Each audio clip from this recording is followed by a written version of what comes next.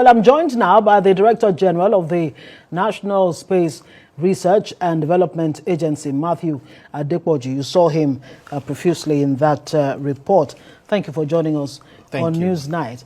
Well, it's not enough to tell us not to worry, not to panic, considering that it's not the first time that this tremors would be happening in the same Mpape axis of Abuja. I mean, are you saying that the region is ordinarily not susceptible to seismic activities? What could be responsible for what we're seeing? The truth of the matter is the fact that the planet Earth itself, we have tectonic plates that hold different continental shelves together. So, and some areas have fault lines, and Mpape happens to be one of the towns or settlements sitting on such fault lines. Like I mentioned earlier on, it's not only one that we have in Nigeria, there's another fault line in Osun State, and we have deployed some of our seismic stations across the country, but the number is not enough yet. We need to deploy more. And then, because we cannot develop a robust early warning mechanism without having enough coverage for the entire country.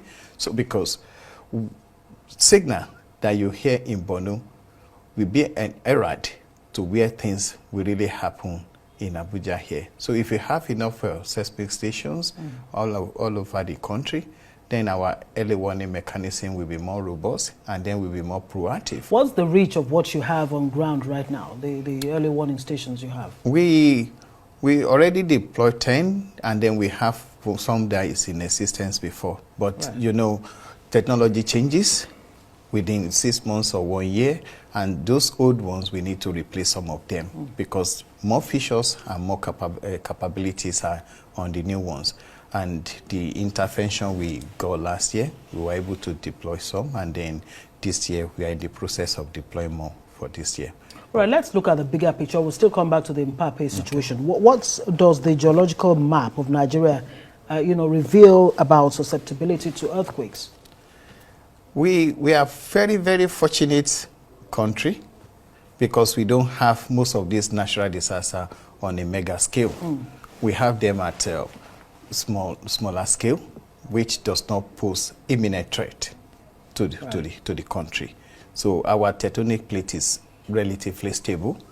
But like I mentioned earlier in the morning, this planet Earth is like a living organism.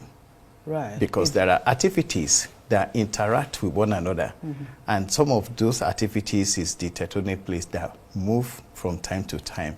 But what we have here is earth tremor when those activities happen beneath the earth surface far, far, far deeper, and then you feel the movement and the shock. Movements. Now, to what extent would you say human activity is a contributory factor to these tremors in the Mpape area, for example? I mean, we heard in that report by Mary Chinda that there's a lot of mining going on, illegal mining, if you like. There's drilling of, sand dredging and all kinds of things.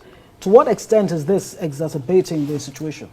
Absolutely. When you have human activities that is, we have some pines. Those rocks, they have their root deep beneath the earth surface.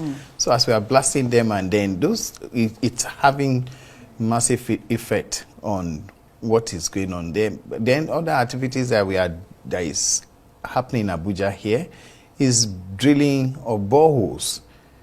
Because nearly, I don't know the percentage, but quite chunk number of the household in Abuja here are running borehole. That's why the FCT administration needs to look into. Yeah, because the public water is hardly there. Most of the new settlement or new residential area like estates in Lokogoma, in Life Camp, there is no public water in those areas. So, and water is an essential for livelihood. So there's a need for the regulator to, step up to the plate. But let's talk about implementing of the laws criminalizing indiscriminate mining, rock blasting, digging, and all of that. Is there a need for that to be stepped up now? with what we're seeing now? It is an essential thing for us to do.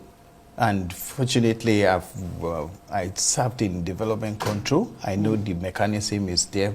Government has put the mechanism in there, but we need to strengthen it, because you cannot build, you cannot conduct quarry activities without having approval from government. And if some people are mining or doing quarry activities without approval, then development control and other mechanism of government need to